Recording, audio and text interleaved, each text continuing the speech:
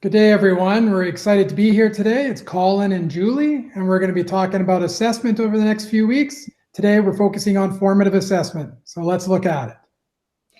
At the outset, you might notice that a lot of these slides are quite heavy in the print text. That was actually an intentional choice. We thought that if you want to come back to these slides later on, all of the information would be at your fingertips, and you could just put Colin and I on mute. So today, looking at formative assessment, we want to focus in on transitioning our assessment from our classroom to online. Is it the same? Is it different? Well, we're going to look at that here today. Some guiding questions for us to think about today when we talk about formative assessment. First of all, let's identify what it is and what it is not. Second, ask yourself, how much of what I'm doing now is formative? So as we go through this, ask yourself that question. Start thinking about what you're doing for assessment. 3, now that my role as a teacher has shifted from the classroom to online home learning, what are some things that I need to stop? And what are some things that I need to begin? Because classroom and home learning are different, and we're recognizing that, and you've recognized that over the last few weeks. So just an overview here of formative assessment. 3 big points. One is, please remember, formative assessment is not graded. The purpose is for improvement, to give feedback to both the teacher and the learner about how well the learners understand specific material. And we're going to get into that here today. And 3, very focused on whether the learners have acquired specific skills or information. Digging deeper into this formative assessment. Now, please remember, number 1, we're focusing on those learning goals, those big rocks, as we've called them, since March 15th, especially. You know, what is our focus here? What is it we want our students to be able to obtain and acquire? 2, we need to take stock of where current work is in relation to that goal. Are they close to that goal already? Are they way off from that goal? How do we need to adjust? And in doing so, 3, taking actions to move closer to that goal. Now, please remember, formative assessment involves both students and teachers in this recursive process. It's a back and forth. Okay, and we're going to talk about how we communicate to the students, but they're communicating to us. So this formative assessment is twofold. It's as much for the learner as it is for the teacher. So like Colin said, the purpose of formative assessment is twofold. There's something in it for the teacher and for the student. For the students, they get to improve their learning. For the teachers, it's an opportunity to improve, change, or alter their teaching. We know that students need to have time to apply and use formative assessment to increase their understanding. Students have choice on how to achieve their outcome. But I really like how these 2 bottom bullets align. Formative assessment helps students to identify their strengths and weakness. Formative assessment helps teachers to address those areas of weakness in students immediately. It's that just-in-time support that our students need to move forward. So in moving forward, let's talk about descriptive feedback, moving our students to the next level. Good descriptive feedback has several characteristics. Obviously, it needs to be related specifically to the outcomes and components. We wouldn't be giving feedback on something that's not actually what we're trying to teach. It's going to note the learner's strength, obviously in relation to those outcomes.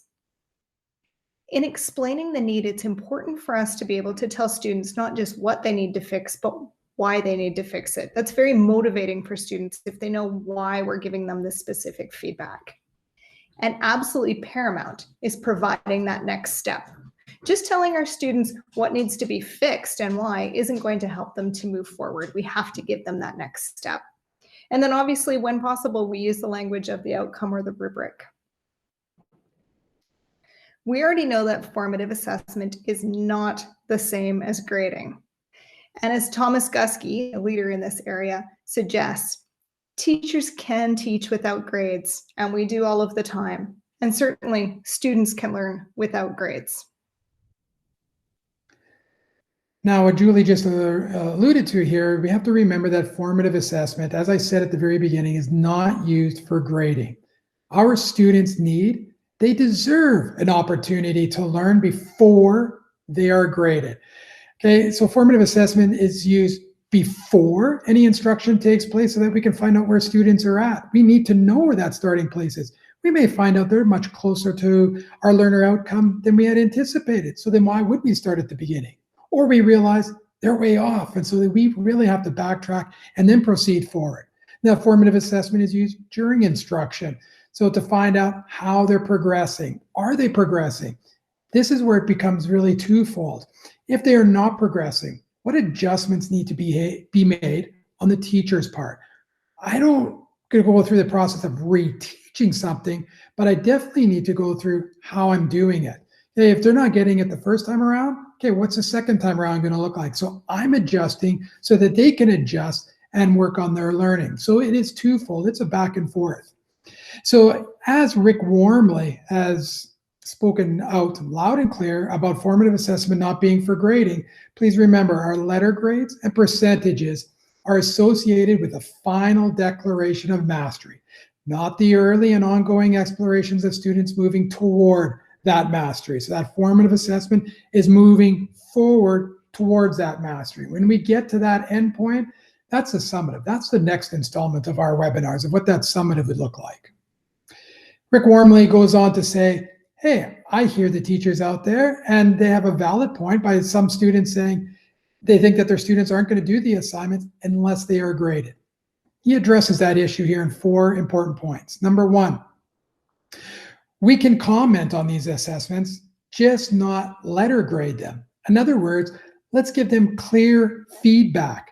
An abstract symbol or percentage is not the feedback, right? So we need to be clear. We need to identify to the students, hey, you've got this, you're on the right track, or you've accomplished it. Now let's take it to the next step. Or maybe feedback might be, okay, I see that you're struggling here. Let's try something different.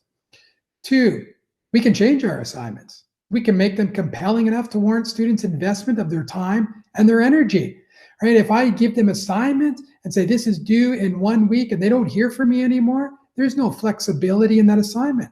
But if there's that constant check-in with the student doing that formative assessment, I can adjust that assignment as we go. And I should be. If I realize they just cannot get out of the starting gate, why wouldn't I adjust that assignment? Plus, make the assignments more of that hands-on, more real life, which again, we'll talk about in another segment about performance assessments. 3, students want to be productive. When they're not productive, then there's something going on that we need to investigate and help resolve. I addressed this a couple of weeks ago in one of the webinars saying, hey, we do recognize that there are situations that are barriers for our students in accomplishing our weekly learning plans. Internet, not enough technology at home, parents are laid off. There's a stress in the house. There's anxiety in the household. They don't have the materials. They can't find the materials. There's many things that might be preventing students from being productive. But if we have that formative assessment, if we're talking to them, communicating, we can help them resolve those situations. And 4, grades are a poor motivator. It's a mistake to think that students do tasks simply because of a lure or threat of a grade. I know as a teacher going through evaluation, I don't want to do something and just see a check mark in a box on my evaluation. I want the feedback. Even if I'm doing something really well, I want to hear from my administrator saying, hey, Colin, you're on the right track here. This is excellent. You know, that gives me the motivation to keep moving forward and make it even better. But I also want to know those areas that I'm struggling at, because if I'm doing something, I think I'm doing a great job, but maybe I'm not. I don't just want to see a check mark in a box saying, you didn't meet that outcome, and then that's it. Well, I want to know how I didn't meet it, because obviously I thought I met it, so I need that feedback. So the threat of a grade or a percentage is not realistically going to get the students there. We know that assessment of all types, formative and summative, looks different in the setting that we find ourselves in right now. At a distance, it is challenging, but it is possible. And we've obviously already been applying what we know about formative assessment. We still need to check for understanding. We still need to provide meaningful feedback. Here's a few ideas to consider as we move through learning at home. First of all, knowing our purpose. It's important to have those routines and still have variety. Select 2 to 4 tools that work for you and your students. Collect data over time. As we roll out weekly learning plans, many of us contact our students throughout the week, and many of us receive information back from our students at the end of the week. Formative assessment is a process. It's important that we collect learning over time. It's important that we remember that maybe 2 weeks from now, some of our students are able to show their growth in an area, and that's the right time for us to be giving them descriptive feedback and helping them plan for the future. Focus on feedback. Not only are our students dying to hear from us, they want us to help them with understanding. When we check for understanding, it's important to communicate all the feedback that comes from that. You can provide written feedback, oral feedback, and in 2 weeks from now in our webinar, we'll talk about some ways that we can really leverage technology to provide and have a best ongoing conversation of feedback. There's many different types of feedback that we can do online with our students. Here's just a list to get us thinking. I would just like to note that the top left column says exit and entrance slips.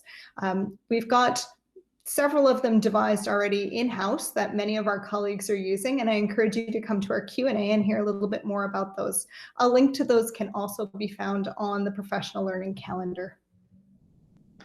Many benefits of the formative assessment, and some of you are using the formative assessment, and I'm sure you can agree to seeing these benefits. When we have the formative assessment and the students are participating in that formative assessment with the teacher, we see achievement happening and we see their motivation go up.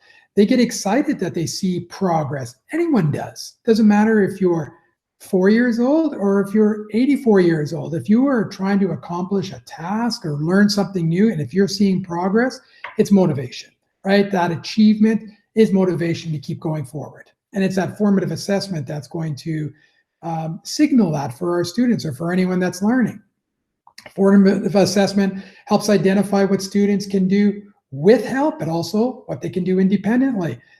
That's self-learning. They're starting to recognize, hey, I can do this on my own. They also recognize, hey, with a little bit of help, I can accomplish this. At first, I thought there was no way, but all I needed was just a little extra help, or given the opportunity to do it in a different way, I'm successful. I can move forward. Formative assessment involves students in their active learning. It helps keep them on task. The reason it keeps them on task is because with the formative assessment, it's constant check-in. We don't just give them an assignment, whether you're in the classroom or online, but talking about online, we don't just give them the weekly learning plan on Wednesday and then they don't hear from us again till the following Wednesday. It's just constant feedback, right? And so it helps keep them on task. Hey, I need you to check in at this point. I need you to check in at this point. If we just let them go on a task or a big assignment, sometimes our students, even ourselves, we can easily go down that rabbit hole and find out that we're way off track. Why let them get way off track? Let's catch them right away and let's bring them back. So keeping them on task. And formative assessment will allow students to receive feedback on precisely what they need to do to improve. We're telling them, okay, this is what you need to do. We don't just tell them at the beginning of the assignment, but we're telling them all the way along. I see this especially, with phys ed teachers. They're constantly giving that feedback, right? Okay, this is what you need to do. This is how you need to stand. Okay, it's almost there. Put this foot forward, put this foot back. Open your hand up, close your hand, those types of things when they're going over those sports. So there's much benefit to these formative assessments. Just going back to the guiding questions. If you look at number 2 there at the beginning of this webinar, ask you to think about how much of what I'm doing now is actually formative. Because you might recognize that, I thought I was doing formative, but this is what I need to do. So just ask yourself that question. Where can you make those changes? And then number 3, what is it I actually need to stop doing? Because I'm now recognizing it's not effective with this online home learning. It may have been more effective in the classroom, but not so much now. So I need to stop that because I'm trying to do it, but I'm not getting engagement from the students. So I just need to stop. So then what is it I need to begin? What do I need to change? Right? We just can't keep doing the same thing over and over and not getting results from ourselves or from the students. So think about those questions as you move forward. Please remember, Your Alberta Assessment Consortium has a great website. There's lots on there with all types of assessment, especially formative assessment that we were talking about here today. And finally, when we talk about formative assessment, please remember that formative assessment helps to clarify and creates understanding, and we're sharing those learning outcomes with our students. They know exactly that end in mind. They know that target that they are going towards. Effective discussions will allow activities to be productive. It also allows evidence of learning that's happening because you're having those conversations, or they're showing you something. They're taking pictures of it. They're showing you a video of something. So there's just that constant feedback that's going on. Number 3, providing that feedback will help move the learners forward, telling them, try this, try that. You're doing great. Hey, this is what you need to do to get to the next level. Formative assessment will activate our students to learn to help each other as well. Just because they are no longer in the classroom doesn't mean that they can't be helping each other. They're in contact with each other, so they can definitely help each other. And we're there to help them as well. And activating students as owners of their own learning, which is very, very important. We want them to identify what is it they can do independently. What is it that they can do with some extra help, realizing that, hey, just by doing this with a little bit extra help, I was able to accomplish it. I hope this webinar has proven to be some answers for you. Hope it be effective for you. This is something that you can always come back to and look at to say, what was it again that Colin and Julie talked about? And we thank you very much for joining us today and look forward to the next webinar, which will be discussing summative assessment. So just have a great day and keep up the great work, everyone.